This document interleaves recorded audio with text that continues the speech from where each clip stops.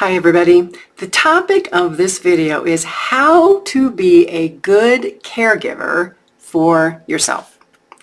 A caregiver recently asked me for tips to manage their own medical care, how to learn about health conditions, how to access the right treatments, how to make the right decisions, how to coordinate with doctors and specialists and other people, and so on. A lot of people that I talk to are concerned about how to manage health conditions for themselves or for a husband, a wife, a parent, a sibling. Because if you're a caregiver, we all know health conditions impact quality of life, and health conditions are the reason that we or another person need care or need a caregiver. And so I'm going to do a series of videos that walk us through these questions. So for most people, having a knowledgeable medical team, doctor, a nurse, maybe a specialist, plus a family member, a friend, or a support system, that is the ideal, perfect situation. But in today's world, medical care can seem rushed. You're in and out of the doctor's office. So it's important for the person with the health problems or their caregiver to pay very good attention to details and to make time to learn information and to advocate, because that really is what's going to get you the furthest. Now, I will say that there's a lot of things out there that make it difficult to do this, right? So there's cultural differences that can impact beliefs about care and healthcare and being proactive and learning about preventative care. There's a lot of reasons that adults don't work on this healthcare thing until there's a train wreck and something happens and you're forced to do so. So in this video, which will be the first of a series, I will start with why it's important to learn about your health diagnosis, whether you have one or two or three or four, because a single diagnosis can impact your health today and significantly impact your health into the future. So many people that I talk to say they're caring for other people and they're like, Pamela, I don't have time to take care of myself.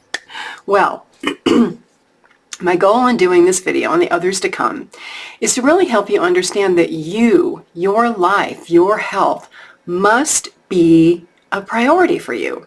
If you don't make them a priority, time may pass, you may have a health diagnosis, and you may not be able to get your health back when something goes wrong. We always can't just turn back the clock. And if you're caring for another person, it's the same thing. If you catch things early, they may not get worse. They may not snowball into 3 or 4 or 5 or 6 health conditions. So it's up to you to protect your health, because if you don't, you may not be able to be the best caregiver you can be.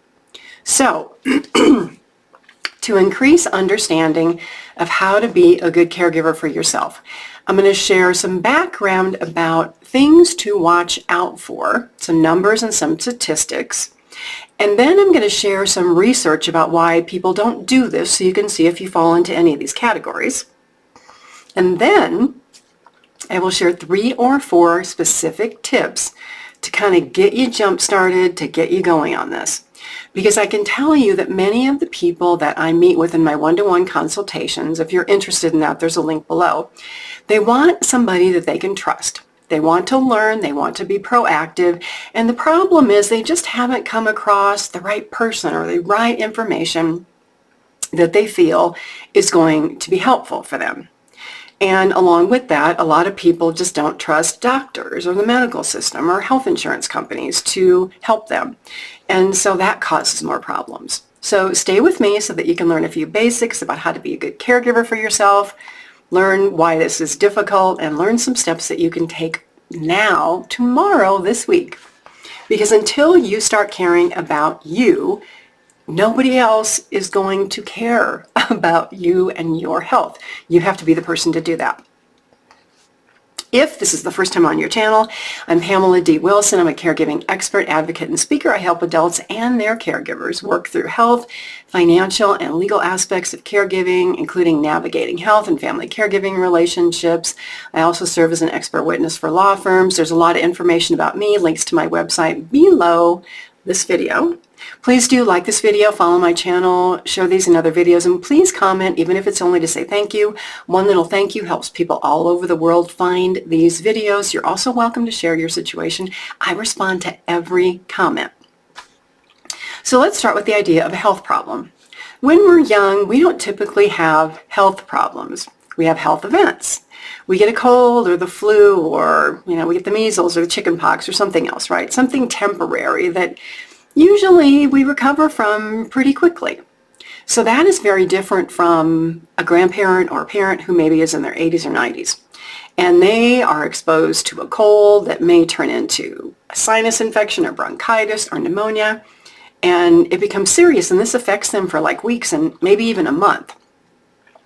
So just a tip there, if you're an adult and you're sick, even with just a cold, think twice and maybe 3 times and 4 times before you physically go visit your parents or your grandparent or anybody who's older, because your little cold that's going to go right away could be very life-affecting to that older person, because it could turn into something more serious and affect them for weeks. So a lot of us don't identify with the word health problem until we experience maybe a physical injury, maybe from playing sports, or we have an accident, and we just kind of go on to live with this ache or pain. Oh, I've got a sore shoulder, or my knee hurts, or whatever, and we don't do anything about it. But then later, we learn that, wow, if I would have went to the doctor, I could have had some physical therapy, and that could have been fixed, and I wouldn't be living with this now, because now it's a problem, and I can't go back, and I can't change it. So be attentive. Don't be that person who says, it's no big deal. I don't need to go to the doctor. Go get it checked out, make sure it's okay, and then you can just move on. So what happens to most people is one day, sooner or later, a health problem or a concern comes up because we don't feel well and we go to the doctor. Maybe we go to the emergency room, or maybe we're going to an annual checkup and a blood test shows that this number's off. So here are the basic things that you want to watch when you're young and when you're old, so that you can prevent or notice something that's wrong and you can take care of it before it gets worse. So your blood pressure, there's blood pressure checks. You go to the grocery store, by the pharmacies, a lot of those things have those arm cuffs that you can put your arm in and check your blood pressure. 120/80 would be a good number. 110/70 would be better. Anything higher than that, go see your doctor. Your blood sugar readings, your pulse oxygen reading, how you're breathing, your cholesterol, LDL and HDL, your triglycerides, your weight, your body mass. All of those are good numbers to track. Most of the time, to get those numbers, you have to see a doctor. How many of you have a primary care doctor that you go to regularly? To get these numbers, you have to have a doctor, and you have to schedule a blood test, and then you talk to the doctor to say, well, hey, what do these numbers mean? What's good? What's bad? What should I worry about? So these are the basics, the first basic steps about gaining a general understanding about your health. Have a primary care physician. Go to the doctor if and when you don't feel well. Schedule an annual checkup. Ask for a blood test so that your doctor can establish a baseline, which is, the first reading of numbers, and then every time you go after that, you look at the next blood test and you compare it to the previous one and the previous one and the previous one to see if there's any changes. Start being a good caregiver for yourself. So let me share some statistics from NORC and from AFLAC about why it can be difficult to learn and manage health conditions that affect your life. So 40% of Americans, almost half, skip recommended medical tests or treatments. I don't need it, I don't want to go, I don't have time, I'm too healthy. 44% say, I didn't go to a doctor when I was sick or injured because I was afraid of what it was going to cost. Of people that do go to the doctor, 33%, 1 in 3 people, don't get the prescription filled that is recommended, or they don't take the recommended dose. Say you're supposed to take a pill a day or 2 pills a day, right? Because it's expensive and they can't afford it. So we have cost being an issue. Then add on top of that. So you would be surprised how your dental health affects your health. 50% of people don't go get their teeth cleaned. 40% say they don't go to the dentist when they have a problem. They just live with it. Well, honestly, I don't even like to go to the dentist because most of the time pain is involved, right? But I go. 1 in 4 people skip regular dental checkups because they feel healthy or they don't think they need to go. Other reasons that people don't pay attention to their health or see doctors are, well, I work and I have trouble getting time off. 23% don't even like to go to the doctor. Another 20% are worried about insurance problems. Another 18% are afraid if they go, they're going to get bad news. So we have all of this skipping checkups and routine medical care because of all these beliefs that we have. I'm healthy, I don't need to go. Seeing a doctor takes too much time. I got to take time off work. I don't like doctors. I don't trust them when I want to deal with insurance companies. I'm worried I'm going to hear something bad. Do you fall into any of these categories? Some of us do. Sometimes we fall into multiple categories. Now here's an interesting thing. 56% of people who have been diagnosed with cancer said that their diagnosis came as the result of a routine checkup. That's almost 60%. It's good if you can catch cancer early instead of later. Later may be too late. All of the statistics from many, many studies confirm that cancer diagnoses are increasing across all age groups, especially working adults, and especially colon cancer, which can be serious and very life-threatening. Now, sometimes it does take a health scare for somebody to be more proactive about their health. A health scare could be, oh my gosh, I got dizzy and I almost passed out and now I realize I have high blood sugar and maybe I have diabetes. Or it could be a heart attack for your parent or a fall and you break something, that this event makes you go to the doctor or to the emergency room or somewhere. One predictor about how we all look at our health is how our parent or somebody else in our life when we were growing up managed and reacted to their health. Did our parents regularly go to the doctor? Did they willingly take medications? You know, that kind of sets a model of behavior for children. And in some families, parents don't because they just don't know how important it is. Another predictor can be you are a caregiver and you're watching your mom or your dad or grandma or grandpa. And oh my gosh, they have all these health problems that probably could have been prevented if they would have gone to the doctor regularly. So if you're a caregiver, you may be seeing this with the person you care for, which can be beneficial for you because you have this huge opportunity to be healthy and to be proactive about your health and not have those things happen to you. Another statistic, on average, 40% of Americans need a push to see a doctor for a checkup, to get their teeth cleaned, to have a vision exam, to schedule routine screenings and make healthy habits part of their life. Use this video and this information as that push to get you to do something, or as the push for you to encourage your parent or your grandparent or somebody else in your life to say, hey, you know, why don't we both go get checkups? You know, rather than saying, I don't have time, I'm going to have to take time off work, it's hard to schedule appointments, oh my gosh, the doctor's, halfway across town.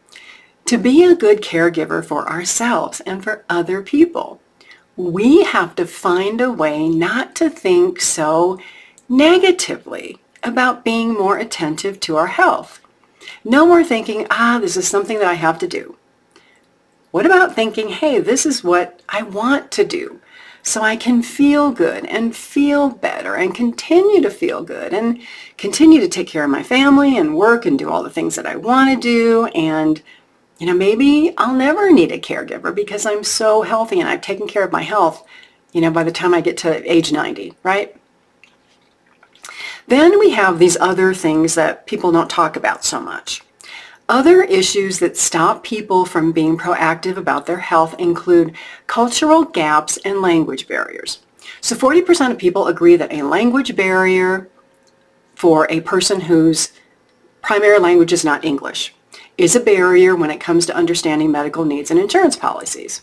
Well, I will say that probably more than 40% of people who do speak English have difficulty understanding doctors and healthcare professionals, whether their primary language is English or not, because doctors and healthcare professionals, they talk in medical terms and they use big words and language that most people do not understand.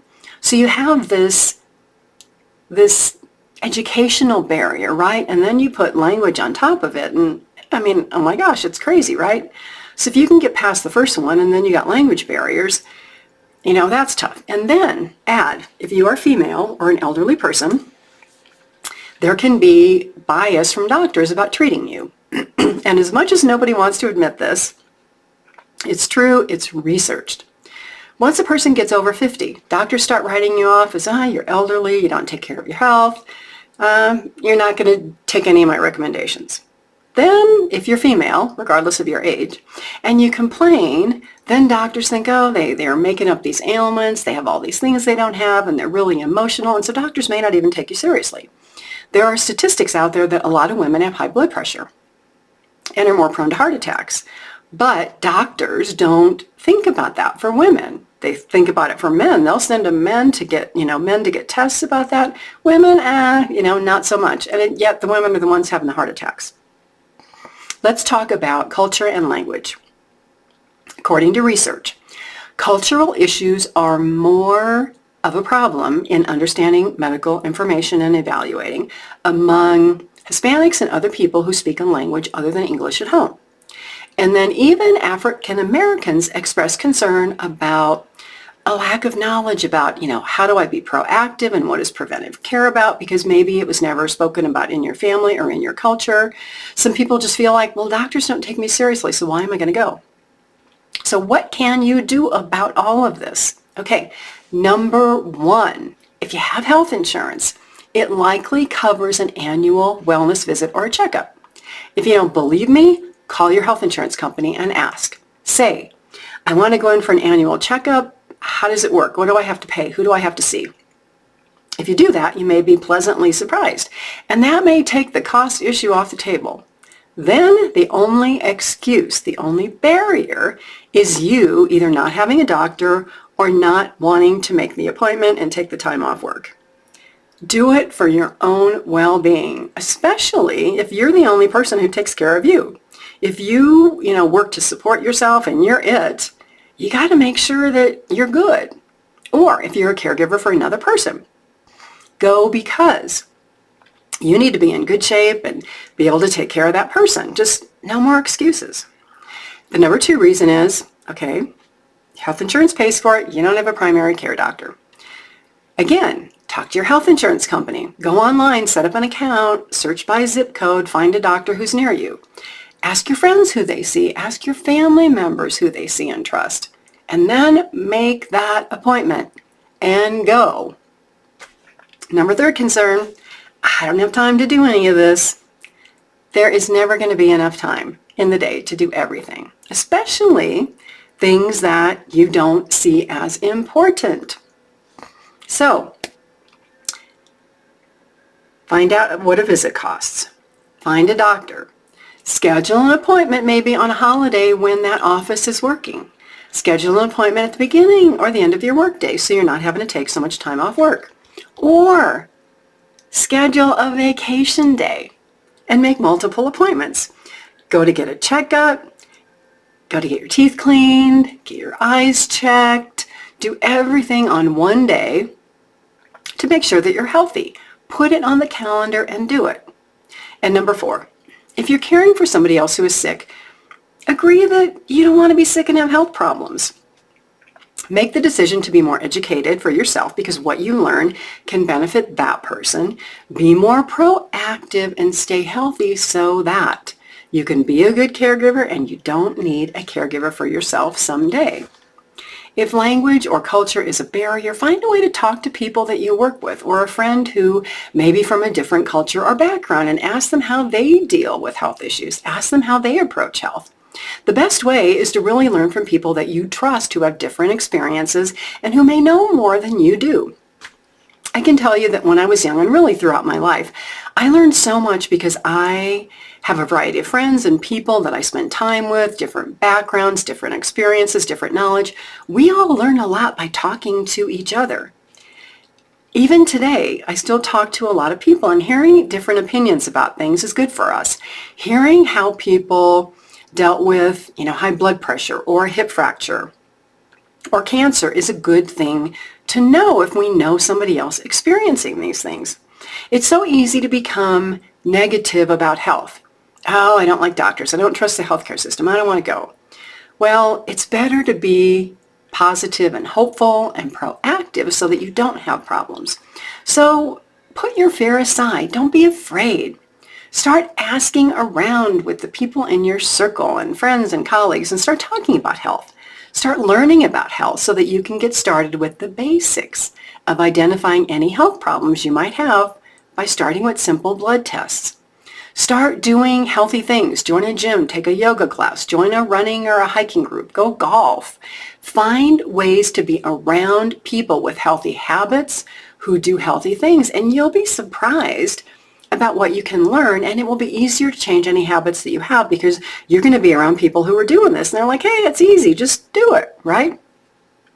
If you have one or more health problems, instead of living with them, start asking what you can do to improve them or manage them or totally get rid of them by changing habits to reduce or eliminate whatever's causing the problem. The only way to be a good caregiver for yourself is to start making time for you. Seek information, seek education, make regular doctor appointments, complete regular health screenings. Learn what it takes to be healthier. Spend time around people who are interested in health and well-being. Continue to learn rather than being intimidated by a healthcare system that is busy and can make it seem like they don't care about you until you start caring about you. No one else will start caring about you or your well-being. I thank you so much for being here. I'm Pamela D Wilson. I'm a caregiving expert, advocate, and speaker. Scroll down below this video. You will find links to my website, my podcast, a lot of helpful free information, ways to schedule a one-on-one consultation with me. Please do follow my channel, like this video, comment, even if it's only to say thank you. Your one little thank you helps other people find their way here. I look forward to seeing you again in another video and in another video that continues this conversation about how to be a good caregiver for yourself.